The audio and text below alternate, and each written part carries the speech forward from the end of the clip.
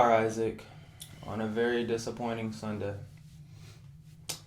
So, yeah, we're just going to go ahead and get into it with the Pittsburgh Steelers. Just going to cover up the logo for now. It deserves to be on the podcast. So, I mean, this game was... I don't want to say it. I kind of expected it just based off of how the last 4 games went. You know, I tried to stay optimistic. I tried to ignore reality, if you would. Hope that a miracle was coming through. But these last 5 games, I would say, like, we haven't won a postseason game in the past 8 years while making the postseason all of those years. Every year, yeah. And, you know, at a certain point, you get into this mindset of, it's okay, we're rebuilding. You know, we're trying to get our way back on top. Even though this is wasting the prime years of one of the best edge rushers that the league's seen in a long time with TJ Watt.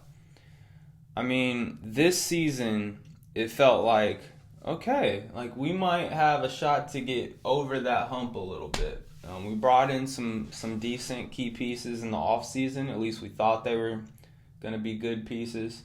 We developed our offensive line specifically through the draft, even though we didn't really get to see our first-round draft pick.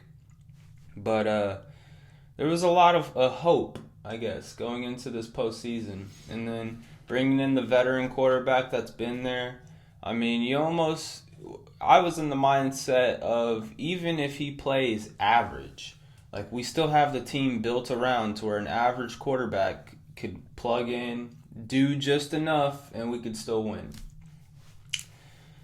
The collapse that we saw in the final 5 games of this stretch were more heartbreaking than all the other seasons we had because it went against the identity of the Pittsburgh Steelers in being a tough, high-effort defensive team. Defense, yeah. And the defense is just...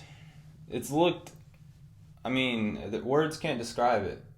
Like, we have all the pieces that you would think you need, and it just wasn't coming together defensively. Now... Watching that last game, there's one play. Well, there's a couple of plays that stuck out to me. The play when I really looked at it, and it was part of, I think it was like the third quarter. We had come out strong. We had scored. We looked like, okay, the offense is starting to get it together a little bit.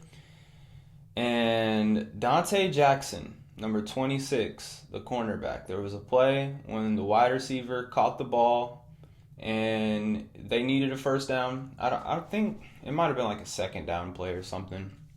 But the first wave of contact comes like 2 yards short of the first down line. And Dante Jackson is running in, right? Should have a full head of steam. Instead, he lets up. And the dude drags one of our players for an extra 3 yards and another first down. And I was like, that is something you never see with Pittsburgh defense. Like that corner, it doesn't matter what position you are, whoever player it is, if you're a Pittsburgh Steeler and you have someone standing up the offensive player on defense, you come in with your head on fire and you knock that dude out. Yeah. This dude just let up. And so Dante Jackson is not a Pittsburgh Steeler. He should not be here next year. Russell Wilson. I mean, I know people say he's kind of washed, whatever. He's towards the tail end of his career. It's very obvious that if his first read is not there, he gets flustered. Mm-hmm. And he's either looking for the check down, which that's fine. Look for the check down, try to get the check down. But if that's all you're doing is deep balls and check downs, that means that it's going to be incomplete or tackle for a 2-yard gain. And so he just doesn't go through his progression. He was scrambling out of the pocket in instances when I didn't necessarily think he needed to scramble out. He could just step into the pocket. He also doesn't have the same speed that he used to. No, so he doesn't. Once he gets out of the pocket, it's not the same as it used to be where he could get away and grab for 5 or 6 yards. It's just not like that anymore.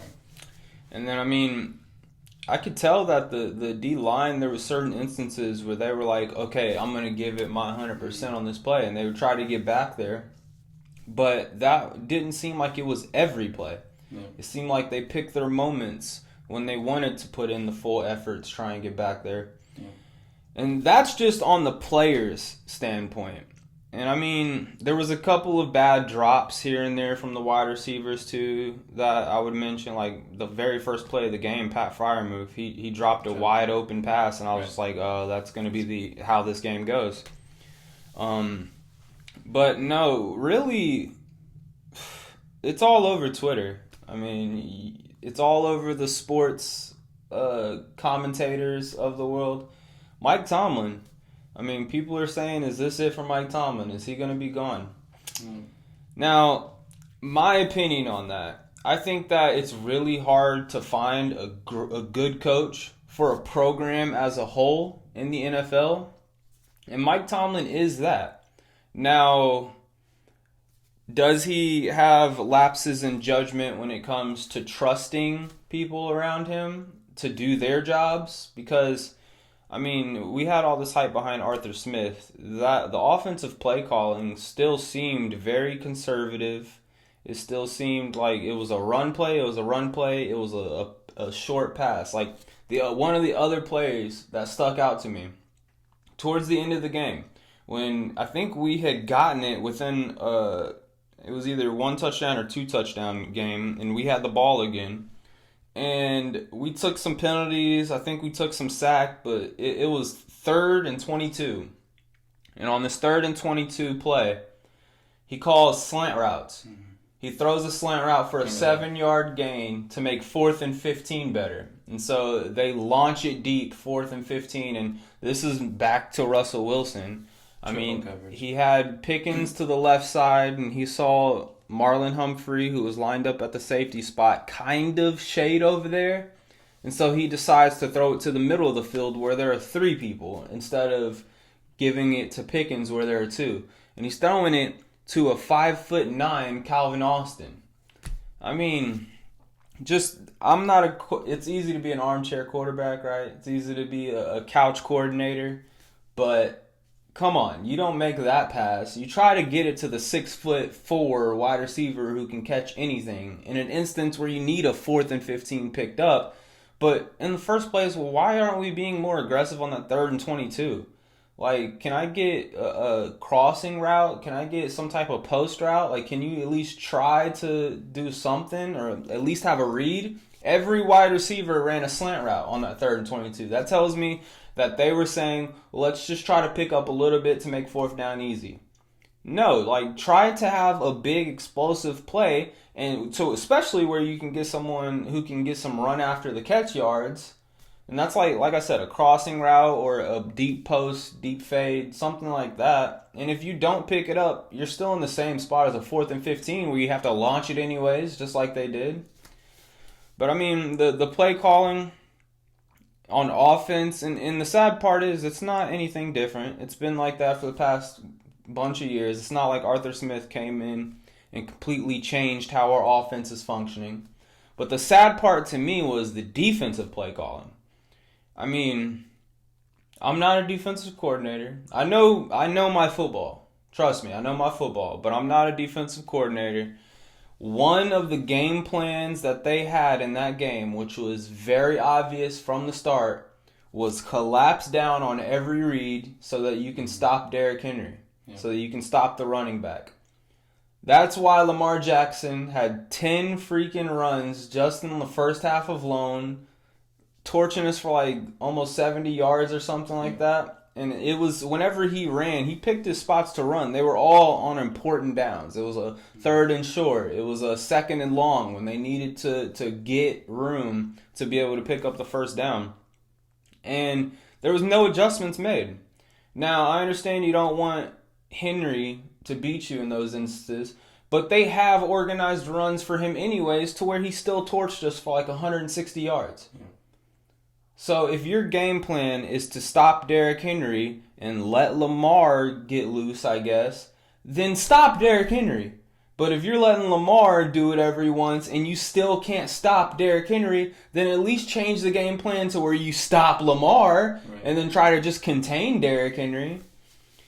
So the defensive game planning and then just the play calls. I mean, back to Dante Jackson and his effort again, but I think it was also part of the game scheme where they had this super soft coverage where it was kind of like man coverage, but there was no press. They were off the ball. Yeah. And these wide receivers, which Baltimore does not have like top 10 wide receivers in the league. It's not like the Eagles were taking on A.J. Brown and Devontae Smith. Like Flowers is out. Dude, they were just running right past our corners. I mean, I don't understand the coverage play calls. Why wouldn't you try to bracket them to where you have the corner stay underneath, safety stay on top, and then just deal with the middle? Because the tight ends are going to get you. I mean, they have two very good tight ends, Mark Andrews and Isaiah Likely. But with the tight ends in the middle, you should have a Peyton Wilson. And I mean, Elandon Roberts isn't the best coverage linebacker, but try to contain, like that's where you pick your poison. Give it to the tight ends in the middle. Keep your corners up so you can take away short routes. Keep your safeties over top so you can take away deep routes. That's how I would play it. And in instances when you wanted to blitz and try to get into the backfield or stop the run, press up man coverage. Don't do a soft man coverage where these wide receivers could just run right past you. I mean, it was bad play calling on the defensive end, but along with the play calling, it was bad execution. And then just the game plan to try and stop Henry and let Lamar do whatever he wants. First off, I don't care if you have the best running back in the NFL. Quarterback is the most important position. So you should prioritize stopping the quarterback. You know, if they have to solely rely on Derrick Henry, you're making them one-dimensional. But if you shut down Derrick Henry, but you still have a quarterback who can run the ball and can pass the ball, they're still a two-dimensional team. You don't know what they're going to do. So why would you prioritize stopping him over Lamar Jackson? I just don't understand that. So, I mean, that's my feelings on the Steelers game, man. That's my rant on the Steelers game. It was super disappointing. I even told you guys before the game started that, like, if it's looking very rough when it comes to the second half, I really want them to put in Justin Fields just to see what he can do with this current roster, what we have right now. You never know. You could be amazed. Yeah. I mean, Justin Fields is a dude that you could not say he's not, able to break off a 60, 70-yard run any given moment. Right. You'll never have that with Russell Wilson. Sure, he might launch it deep and have George Pickens push off a cornerback to get a huge gain, but ultimately, you're not going to get any super explosive plays out of Russell Wilson. It's super conservative ball. And when you're going into halftime and you're down 21 points, you don't need conservative play calling anymore. You need explosive plays trying to get back into the game. And they still decided to not go with Justin Fields. I don't understand it, but I will say, though, so yes, the first half was a complete disaster across the board. So offensively, they couldn't do anything. Defense, they couldn't stop anything. I mean, anything. But then you expect a team to go in, they have a conversation, and they adjust when second half comes in. Every team's expected to do that. And then that's kind of what they did. They almost gave us a glimmer of hope because it's like, wait a minute. It was a 14-28, and they were moving the ball. They started to score. They started to have some openings on the wide receiver position. But yet again, they just, for whatever reason, couldn't figure out how to stop them. It wasn't until late in the third quarter that the Ravens had their first 3 and out. Yeah. First 3 and out, and that just can't happen. And that's what you said.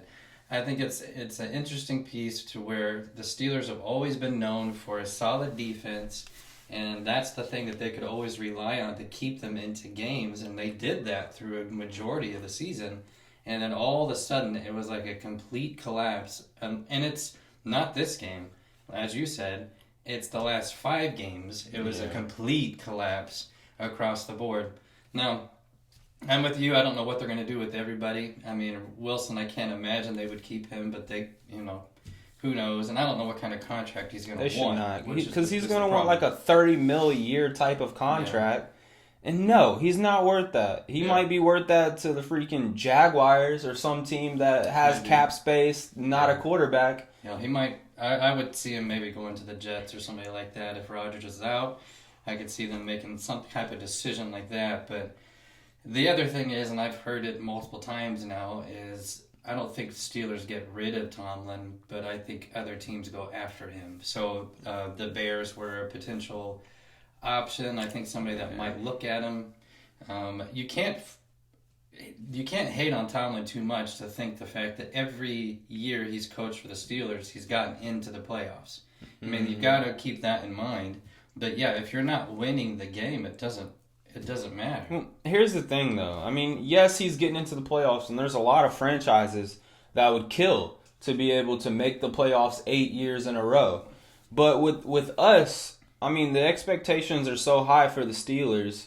And when you're just making the playoffs, but then getting out in the first round every year, that doesn't allow you to enter this rebuild type of mode where you can get a strong draft pick, where you can have the urgency and the like. I guarantee you going into this season, just like I just expressed, all the Steelers fans, probably Steelers players, are like, okay, we just got this quarterback who can just do this little bit. We're right there. We're contending for the Super Bowl. Yeah.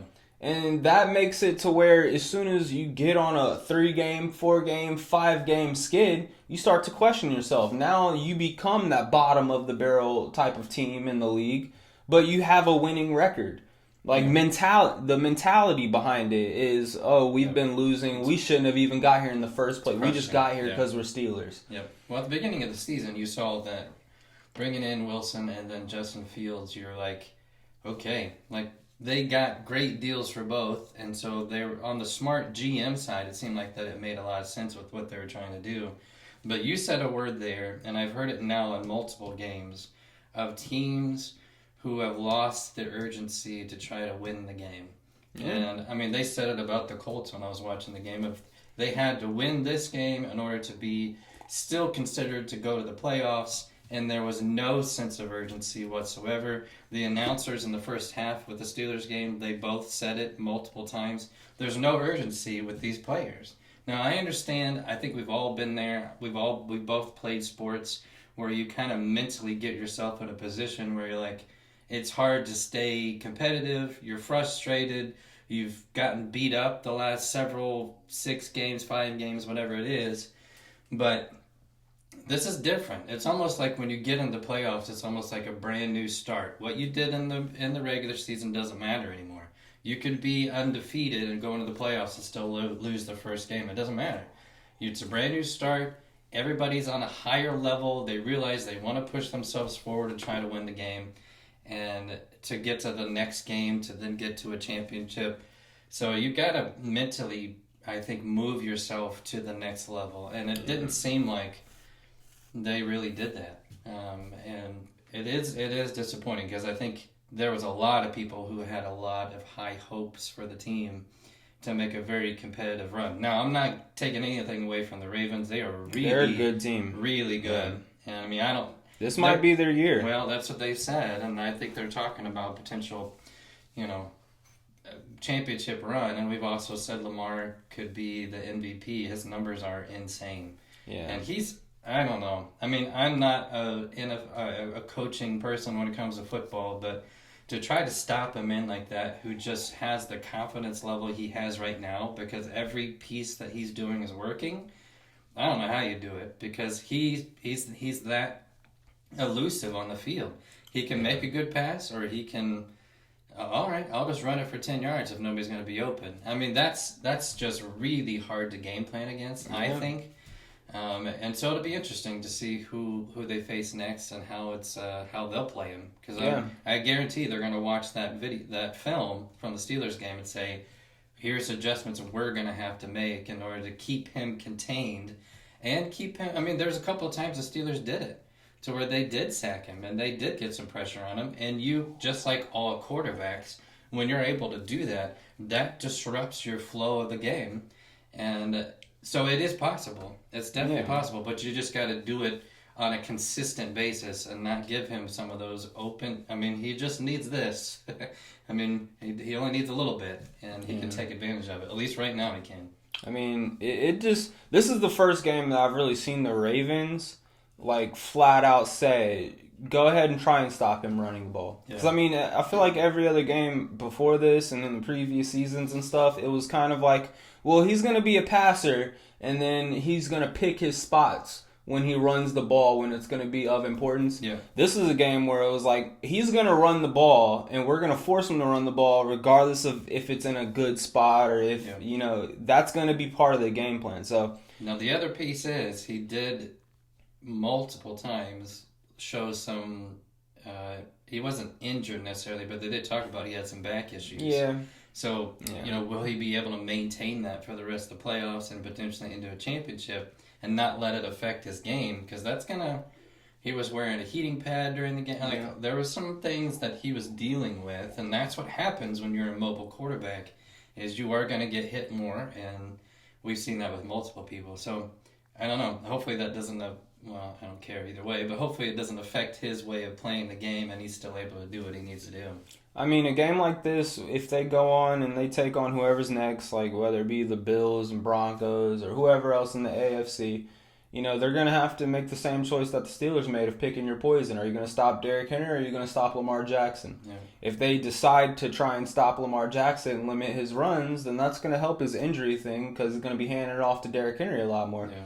It maybe teams make a choice to where, okay, we're going to do the same thing the Steelers did. We're going to try to stop Derrick Henry and lay some hits on Lamar Jackson or try and get him out the game. You know, try to labor him down a little bit. But, yeah, I mean, it'll be tough. That's the age-old question with scrambling quarterbacks is how many hits can they take? Yeah, and this is my opinion, but I don't think Derrick Henry is a human being.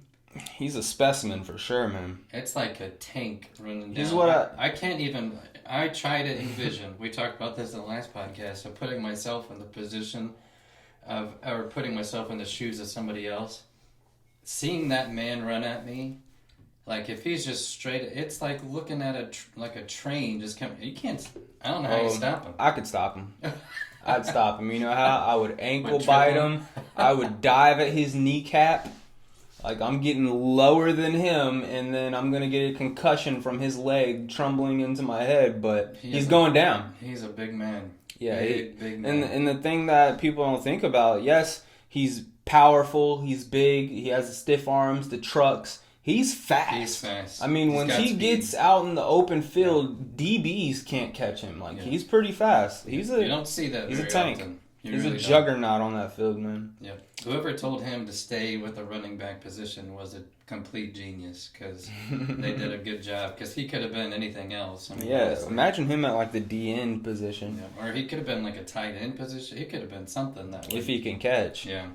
But I guess they really don't throw to him. Yeah, no, he's not a catching running back. Yeah.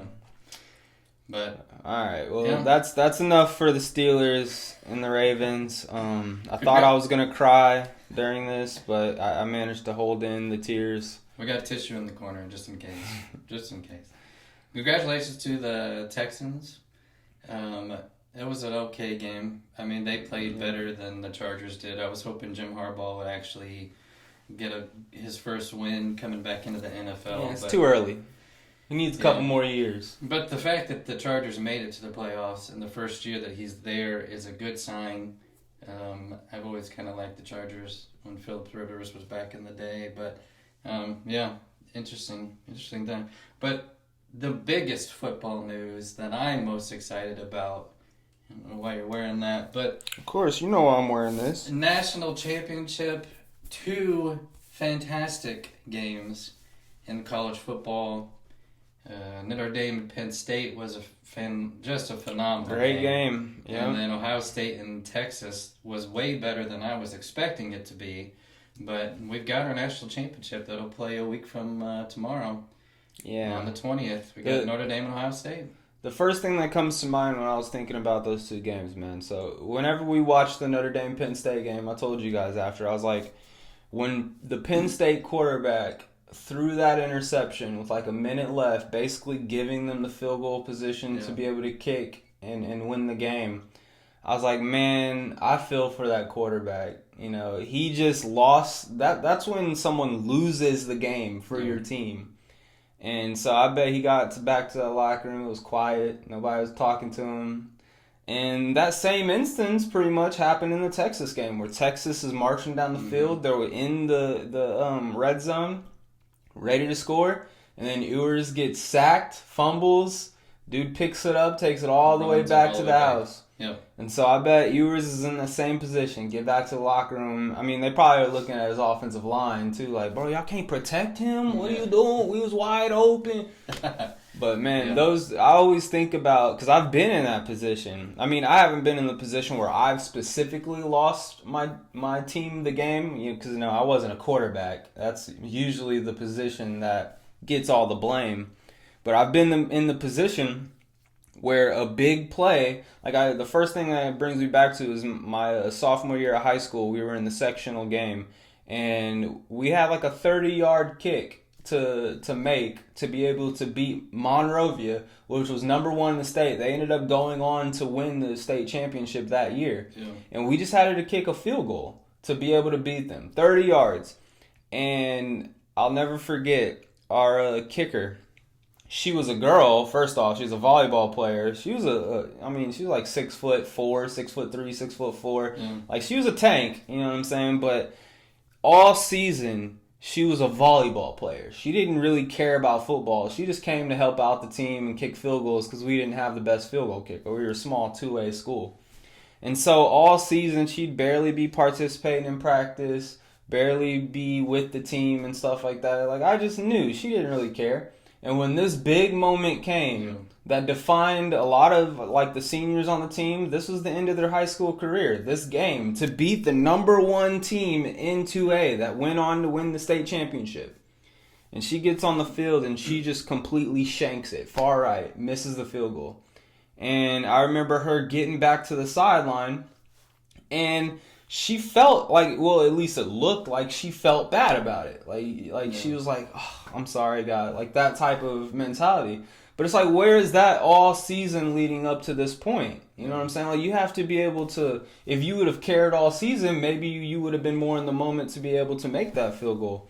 But it just takes me back. I mean, college football is obviously different. Hopefully they all care. I'm sure the Penn State quarterback for sure cared. He was a young 20-year-old kid, but and he had a good game too. He did. He actually played really well, and they tell you, and I've never been a quarterback, but you don't throw across your body ever. I mean, it reminds me of when Brett Favre did it when he played for the Vikings when they're playing in that playoff game. He threw across his body, got intercepted. I know you're trying to make a play, and I understand that, and I think I respect that.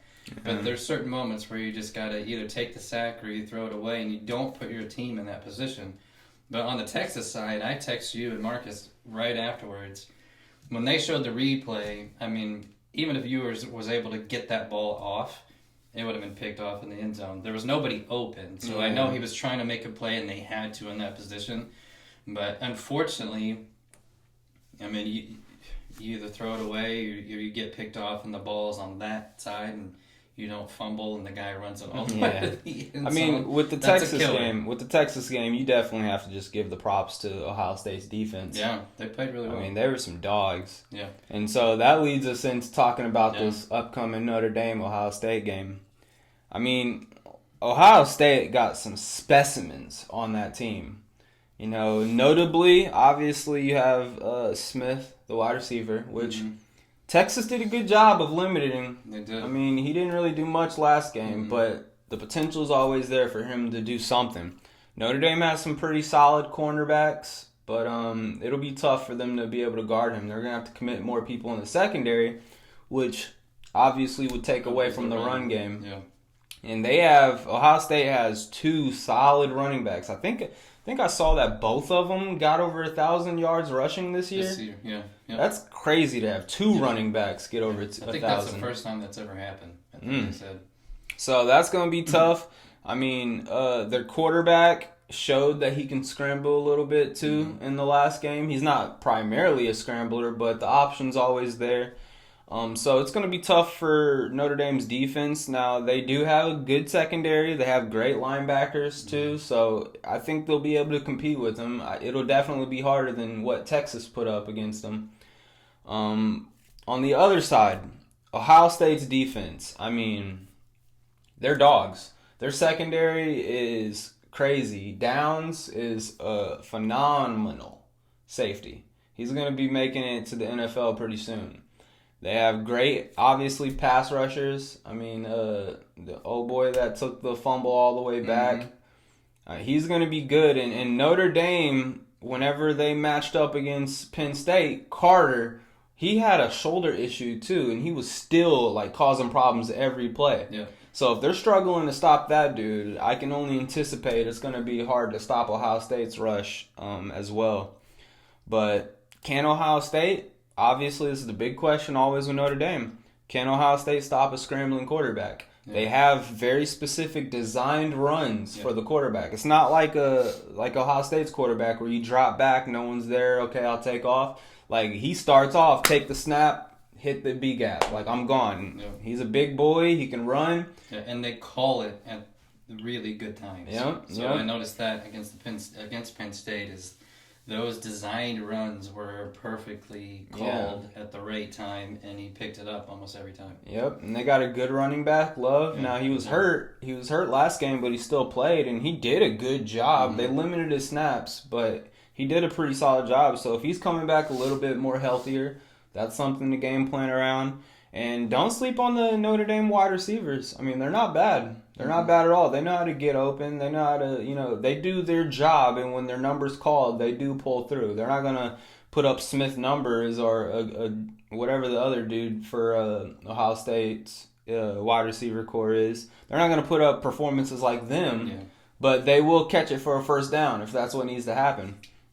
So I think just like these last two games, just like Ohio State, Texas, just like Penn State, Notre Dame, this is going to be another game that comes down to the wire. Yeah. I'm predicting, I think Ohio State's defense is going to step up when they need to step up to get a stop at the end of the game so that Ohio State goes on and beats Notre Dame. That's why I'm wearing this shirt today. I just want to make this clear. I'm not an Ohio State fan.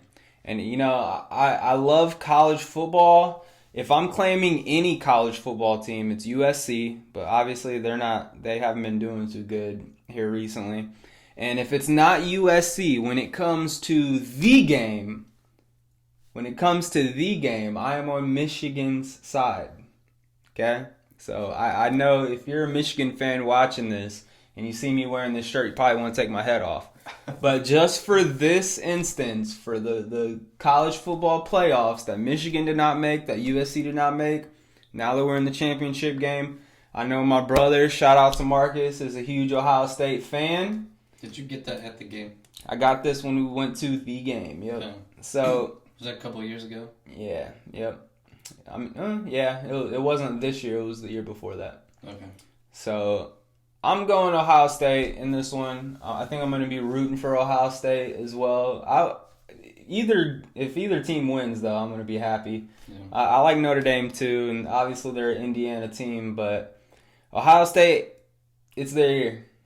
Yeah. Well, I agree on all points of they're both phenomenal teams. Mm-hmm. I think Notre Dame, in the past several years, they always kind of get that question mark of, are they playing enough tough teams? Are they really that good? And then, like, there were some times past in the years where teams got voted into the national championship, which was so stupid. I'm glad it's the bracket now. And sometimes they got voted in, and then they got destroyed in the championship, and everybody has that big question mark with them. At this point now, it's like, okay, they've been able to prove themselves that they've beat some solid teams in order to get to where they're at now. Yeah. And I think they're going to be a problem for anybody, and they're very, very, very well coached. I mean, I have a strong confidence that they're going to be well prepared for Ohio State, and it always comes down as the question for every team is, can they execute when they get out there? But they're a scrappy team, and I think they've scrapped their way to winning games throughout this entire year, and it makes you, wonder, can they do one more? And I don't know. I mean, I'm expecting, as you are, and I think as most people are now, to be a really good game, and I hope it is. It comes down to the wire and edge of your seat, and that's kind of where it was with Penn State. I mean, I'm sitting on the edge of my couch when they're about to kick that field goal. I'm like, this guy, groin injury, had issues. He's done pretty well in the playoffs, but you never know, and then he nails it, and I think that's what's going to happen here. So hopefully it'll be a fun game to watch, and everybody will come out of it being like, yeah, these were two of the top teams in the nation, and I think it showed itself. So, but I've got Notre Dame's my team. I saw them live this year. They're so fun to watch. They're scary. They're a scary team, and so I think it's by a field goal. Yeah, they win it. I mean, ultimately it's going to be a win for the Midwest. I mean, we're showing, with all the talk around the SEC this past year and Southern football, I think that the Midwest is showing like, hey, don't forget about us. Football, basketball, I mean, I don't know what's going on in the basketball world. I haven't been following it as much. But like the Midwest always top-notch sports. Yeah. You know, I think this college season coming around with how competitive the SEC was, I think it was easy for people to forget. Like, there's some competitive teams up here in the North, too. Yep, that's for sure. So, yeah, excited to watch it, man. It's been a lot of fun. All right, what else can we talk about? I mean, we got some upcoming more NFL playoff games coming up. We do. Yeah, Broncos and Bills play today. Yeah. Bills are probably going to layer that one on, I would say. That's what I'm anticipating as well. Yep. We got Eagles-Packers. Yeah, that could be a really good game. I think the Eagles they've been beat up, but, I mean, the Packers have been playing really good football here recently, so that'll be fun to watch. I think that's the afternoon game. Yeah, the one at like 4. Yeah. And then what's the night game? Do you remember? Well, Commanders and... yeah, who are they facing? I'll look it up. Wow, we should know that. That's terrible. It's somebody that I think I was anticipating Bucks. beating. I think it's Commander Bucks. Oh, yeah, that makes sense, yeah. Which could be a good game as well. Yeah, I think Commanders are going to get them. Yeah, I hope they do. I mean, we've talked about them a lot, I think, this year, but the fact that they've got a younger team that's developing and they've been able to show themselves and prove themselves, I think it'll be great for them to win a playoff game, get that experience, and then move on to the next round.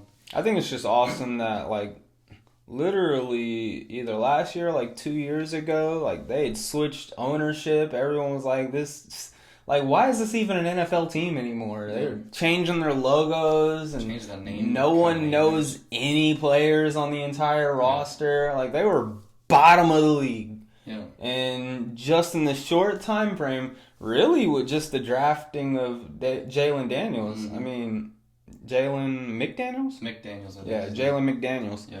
I mean, really just with him, the script's completely turned. And so it's just a really cool underdog story for them.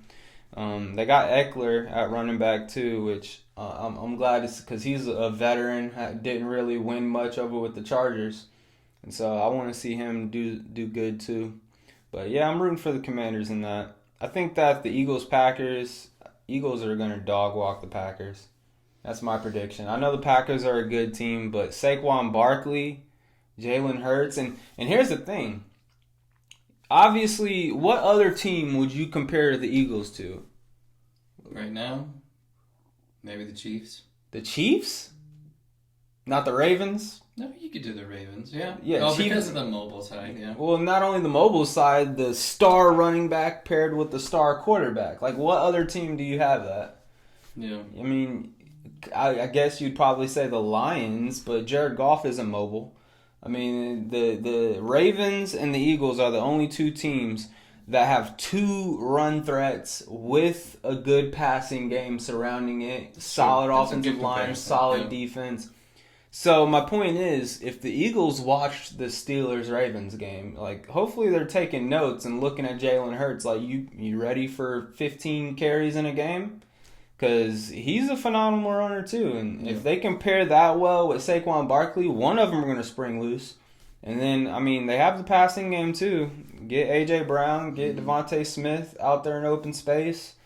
They're going to be really tough to stop. And I think I made this predictions before on a previous podcast, but I think Eagles and Lions are going to come out of the NFC. I think over here now, I was predicting Bills and the Chiefs. Yeah. Now, I don't know which one, but I think one of them is going to drop the ball a little earlier. I don't think they're going to make it to the AFC Championship because the Ravens looked really good last night. Yeah. So I think the Ravens are going to go on, possibly take on either the Chiefs or the Bills. I would predict the Bills because I think Josh Allen, he still has that hunger. I think the Chiefs, they've won a lot, and when it gets to this point, they're going to still compete. They still have a strong possibility of winning, but it just wouldn't surprise me if they dropped in like, okay, well, we'll just come back next year when we have a couple more pieces or we're a little healthier or whatever. Well, we've talked about the Chiefs 100 times, and they're almost the same as as Notre Dame, to where they're just scrappy, and they figured out how to win games, even games and they're like close games, like maybe games that they probably shouldn't have won, and so I think I kind of feel the same way. I don't think they make another Super Bowl run. No. And I think it goes to somebody new this year. Yeah, I don't think that scrappy, find a way to win formula is going to work when you get to this level and you're taking on the Ravens or taking on the Bills that are probably going to throw up like 40 points on you. So many pieces. Yeah. There's so many pieces that they can beat you in a lot of different areas, not just one. Yeah. So with that being said, now, I mean, it's a very strong possibility Ravens beat whoever they get to that point. So I'm going to go ahead and predict Ravens in the Super Bowl on the AFC side. Now, when it comes to the Eagles versus the Lions, I mean, I guess the real question is who's healthy with the Lions? They've been having injury problems all season. And if they get any of the pieces that they need back on that defense to try and stop the Eagles, then I would predict that, the Lions could possibly do something because their offense is going to score. I mean, they're a solid offense. They're coached very well. Game plans are great. And I think it brought up that again. Like, they proved it again when they beat the Vikings just last week. I think that was very evident, and we don't want to forget about that game. That's tomorrow night. So Vikings-Rams, which ended up getting moved to Arizona because of the fire. So... Which I know it's still sold out. I listened to it a little bit. I mean, the Rams are still making it. It's still a home game, so they're still going to have the Rams field, the Rams announcer. They said there's like 450 staff that they had to figure out how to transport to Arizona to still make it feel like a home game. And you feel for the people that had tickets at the, you hope they're still able to go. I mean, that's not like an easy trip to go from LA over to Arizona, to Phoenix to watch that game. But, I think they're going to still do what they can to try to make it still feel like it's, the home crowd. I mean, I know we're talking primarily sports here, but I do have to mention, since you brought that up, how crazy it is of all of these allegations, which I'm not a, researching journalist. We can say whatever we want on this podcast, basically. So I'm going to go ahead and talk about this. But there's a lot of allegations that State Farm, the insurance company, had basically canceled its fire policies for a crap ton of people in California whose houses are now burned to the ground. And now they have to cancel the game in California and move it to the State Farm Stadium, where State Farm will be getting a fat check for the viewership and the merchandising and the food that's going to be sold at that game. And so, I just want to point that out. I'm not going to give my opinion on how screwed up it is, okay, that can happen, where they can, rip a bunch of people off and then make those people come here so that you can give me money. Allegedly. I don't know what I'm talking about. It's just what I've heard. But I've been seeing a lot on social media, like, boycott that game, don't give them your money. Like, that's messed up that they're doing that to the people. So I'm gonna be rooting for the Vikings. Yeah, I was gonna root for the Vikings, I think, anyway, just because they've been a really fun team to watch. They're a team that was not expected to play as well as they have been playing. And there's always that, and I think they talk about it every year, there's that question of the seeding of how they do things. I mean, Vikings have a much better record than the Rams do, and yet they're still the visiting team. And it's all because of the divisional. I understand that part, but that's always a question of maybe the divisional leaders should have their, positions, and that should be the home games. But after that, what does it look like to do it based off of the record? Is Rams leading their division? That's why they got the home game? I think so, yeah. So if you think that the divisional leader should have their home game, that's what this would be, right? It is, yeah. But when you're 14-2, it's like, and then you're still at the visiting team, it makes you kind of wonder. It's a tough competitive division, man. I don't know what to tell you. Yeah, but I think that'll be a good game. I mean, I really do. I think that actually. I think the Vikings are gonna have a lot more answers than the Rams are gonna have for the Vikings, because Vikings are good, man. Yeah. And the thing is, their coaching is really good. Now, obviously, the Rams with McVay, they're coached very well too, but on the backside of that, the player performance, the people that they have there, I don't think it compares to who the Vikings have. I mean, good luck stopping Justin Jefferson. Yeah. Speaking of coaching, Patriots. Yep, signed Mike Vrabel. Yeah. Yeah. That's actually, that might be a good fit. Well, I mean, he's an ex-Patriot. I mean, did you see that he was inducted in the Ring of Honors for the Patriots or whatever when he was the coach for the Tennessee Titans? And when he gets on stage and he's talking about it, he's like, "Listen, guys, trust me, there's no other franchise like the Patriots." As he's the coach of the Titans, he's like, "There's no other franchise like the Patriots. This is where it's at." Imagine being on the Titans team. You see your coach go up there and hey, my franchise sucks compared to this one. So yeah, it doesn't really surprise me that he's with the Patriots. I think, man, the Patriots, I hate to say it because I do not like the Patriots, but they're going to be on the upspring here soon. I know they're struggled this season. They're going to have a super low draft pick. Yeah. They have themselves a quarterback. Yeah. I mean, Drake May is going to be a dog. They've shown signs of being a good team. Yeah. And that's where I think it gives them hope. And they bring in a pretty positive, a pretty, I think, creative coach that can go in and the players will trust him. Well, I think he's going to be a solid defensive mindset type of coach where he's going to make sure the defense is good. And if you look back at all the Patriots' success, yes, they had Tom Brady. Yes, they had great wide receivers, always a good receiving running back that could fuel that offense and make it one of the top offenses. But what's overshadowed is they've constantly had a solid defense all of those years. Yeah. I mean, they've had some studs on the defensive side of the ball, and I think that's what Mike Vrabel knows that not a lot of people think about when you think about the Patriots. And I think these high draft picks that they're going to have this year, maybe they don't get the ball rolling immediately because they do have a young quarterback. So give it time. With these next couple of years, they're going to start throwing in some better defensive pieces, maybe a better offensive line to protect Drake May. And I see they're up. Their trending is up now. Yeah. It was down for the longest time, and then they were at the bottom, and they're staying stagnant at the bottom for the past 2, 3, 4 years. Really since Mac Jones got drafted, they've been the bottom of the league. Yeah. And now I think they're going to be coming back up. I hate to say it, though. I don't like the Patriots. Yeah. Let's just make that clear. If there's any team in the NFL I want to see lose, it's the Bengals, it's the Browns, it's the Patriots. I'm with you on the Patriots, and my other one would be the Cowboys. I just hate them. I hate all of them. I don't care for the Cowboys.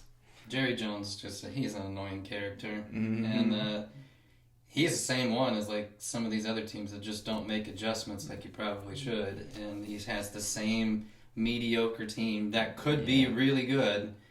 And he got some fat contracts on that team. I know. Did you see who was their quarterback? Whoever their quarterback was for a majority of the season, did you see that they had a clause in their contract of if you play 55% of the snaps, then you get money. And in this last game, he needed to play I forget what the number. It's probably 80 snaps or something like that. And they decided to sit him. They're we ain't throwing that. Get out of here. Yeah, man, the Cowboys ain't bad in my book. They just, You know, I'm used to seeing them lose anyways. They've never really been competitive. They're just annoying. I think that's the best way to describe them. Cowboy fans definitely are annoying. Yeah. Almost as annoying as, Steeler fans. I'm sure we're annoying to other people. Usually hated Steelers fans, yes. I stand proud with the Steeler fan nation. Not this year, though. I'm pretty embarrassed to be a Steelers fan. I always think, though, when I get to the end of NFL season, I'm always like, that was a fast season. Really? I feel like this thing dragged on forever. Because, I don't know, you remember when it starts and it's always like, it's nice out and the weather's great, but it just feels like it goes so fast. I mean, we're almost to the end. We're less than a month away from Super Bowl, then it's done, and it doesn't start back up again until what, August? September? So, yeah. And you have really NBA, I guess hockey. You can put hockey in there, but you have that until baseball starts back up, which I know you don't care about. Nope. But we got some fans out there that appreciate baseball. A few of them. We'll talk about it once we They're get all into the season. They're all 80-year-olds in diapers. Talking about when America was great. And the Yanks and Boston Red Sox were going at it. No, baseball's not bad. I prefer to go see it in person. If I'm watching it on TV, I'll fall asleep. And I'm sorry to say this, they are not top of the line athletes in the world. Like, I compare them to, like, golf. Like, all you have to do... I mean, do you see some of these baseball players with the... I mean, come on now. Come on. If you're a catcher or a first baseman in baseball, you got that dad bod. You go out there, you can catch a ball, you can swing a bat, right? But you're going to take about 10 minutes to get to first base. Whenever you hit the ball, you better hope it's a home run.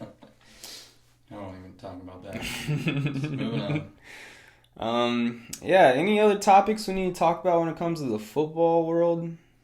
I think so. I think we covered it. Yeah. Good games today, good game tomorrow. We'll see how it plays out and who plays next week. All right. It'll be fun. I got a proposal on how to end this podcast. Okay, Okay. There's a game that I saw online.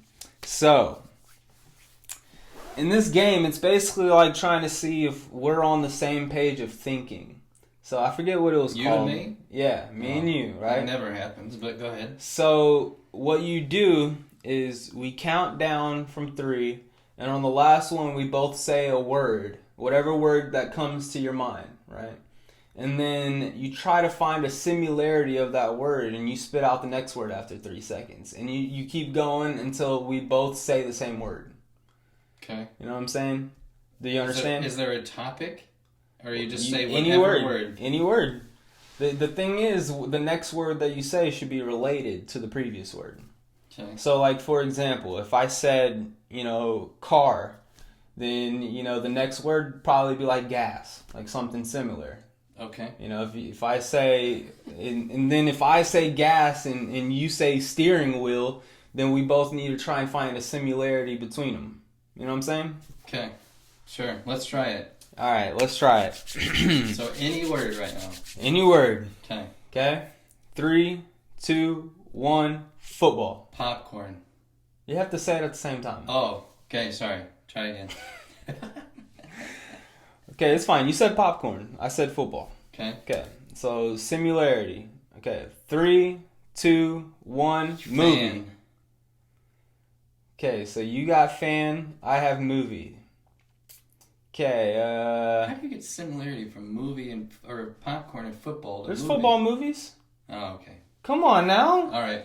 Okay. All right. So I have movie, you have fan. Okay. What's the similarity between those two? Okay, let's go. 3, 2, 1, Remember actor. the Titans. Okay, keep going. Okay, here we go. 3, 2, 1. Denzel Washington, yes! Hey! There we go. So it took us, what, 4 times? Yeah, let's do it again. That was fun. Alright. You ready? Okay, I'm ready. Am I ready? Yeah, I'm ready. Okay. 3, 2, 1. Batman. Indiana. You said what? Batman. Okay. Oh. I said Indiana. You got your word? Sure. Okay. 3, 2, 1. Museum. Crime. There's a new Batman museum in Logansport. That's why I was thinking about that. I didn't know about that. Yeah. Chris told me about that one. I need to go see it. Okay, so I have crime. You have a museum. Okay. All right. Here we go. Wait. Okay, got it. This one's gonna be a struggle because I know my next word. And I know you ain't gonna be saying it. 3, 2, 1. The Vatican. Cage. That's a good one, Nicolas Cage. Okay, Nicolas Cage and the Vatican. Okay. What should I say next? I have no clue. Okay, you ready? Yeah. This one doesn't make sense, but go ahead. 3, 2, 1. The Conspiracy. Pope. Those go together. But how are we going to talk? How do they go together? Oh, jeez. Got it. I don't know if I want to say that on air. Don't.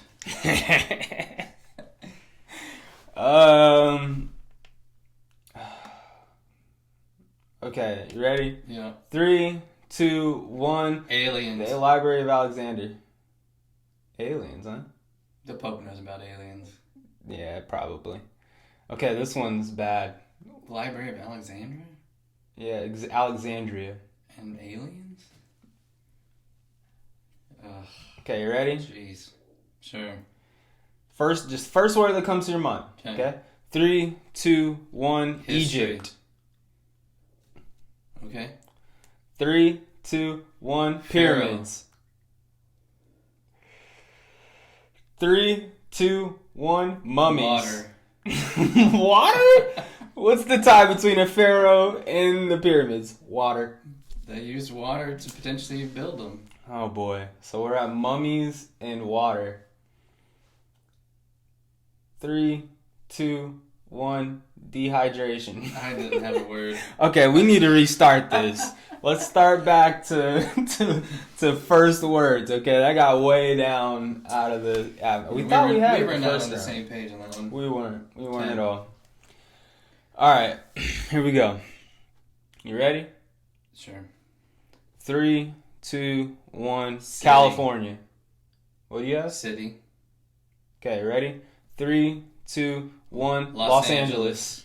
2 times, 2. baby. 2. Wow, that's pretty good. Should we end it there? Or we go one more. One more. One more. One more. All right. Let me think. Okay. I feel like I need to say something broad on the first one to then break it down. But just say whatever? You can say whatever. Okay. Okay, ready? Yes. Okay, here we go. 3, 2, 1. Morgan horror Freeman. movie. Horror movie and Morgan Freeman. Was he in a horror movie? Yes. Maybe. Go ahead. Okay, here we go. 3, 2, 1. Shawshank 7. Redemption. Just watched that the other day. It's a great movie. What, Shawshank? Mm-hmm. Have you ever seen 7? Yeah, I've seen 7. What's in the box? Yeah. Was that considered a horror movie? I'd consider it like a It's very thriller, dramatic. crime. Yeah. Okay, here we 7 go. and Shawshank Redemption. Yep. Okay. This first word that comes to your mind. Okay. Ready? 3, 2, 1. Brad Pitt. Oscars. First word that comes to your mind. 3, 2, 1. Mr. and Moneyball. Mrs. Smith. They didn't get an Oscar for Miss. Did they? You should have. I don't know. No. Did you get one for Moneyball? Well, It's I think baseball. so. You thought I was thinking about baseball, Isaac? Come on. I think Jonah Hill got the Oscar for that one. Yeah, back when he was still thick. So Mr. and Mrs. Smith and Moneyball? Yep. Okay. Okay, ready? 3, 2, 1. Boring. Action and boring? This is not going anywhere. Ready? 3, 2, 1. Guns. Hardcore Henry. I I don't know what you just said. Hardcore Henry? It's a movie. It's an action movie. It's like Never seen full blaze metal. You should watch it. It's a movie that's entirely shot in like a first person view. Oh, So you actually like never see Henry. I think you actually might see him like a mirror or something. okay. So what'd you say? Guns. So Hardcore Henry and guns. Oh boy. Okay, this is the last one. If we don't get this, which I don't think we're not gonna gonna get get this. this. Okay, ready? 3, 2, 1. Call War of Duty. movie. Said a war movie. That's close. Call of Duty war movie. It rhymes. There you go. Should we do it one more time? Oh gosh. Can we end on that note? Well, people have already shut us off. Let's do it one more time. Yeah, probably. All right. Here we go. 3, 2, 1. Basketball. You got a camera? Mm-hmm. Okay. All right, ready? Yep. 3, 2, 1. Lakers. NBA. Okay. Okay. 3, 2, 1. LeBron James. Yes. All right, that's how we're gonna end this one. If you still stuck around to watch that abysmal ending, thank you. We really appreciate it. Please give us a like, comment what you thought about anything we talked about. Share this podcast with anyone who cares about sports or, just wants to see two good-looking men on screen for a little bit saying their piece. And finally, give us a sub. Yep. Yeah. Keep it going. Yeah. All right. That's all. See you later.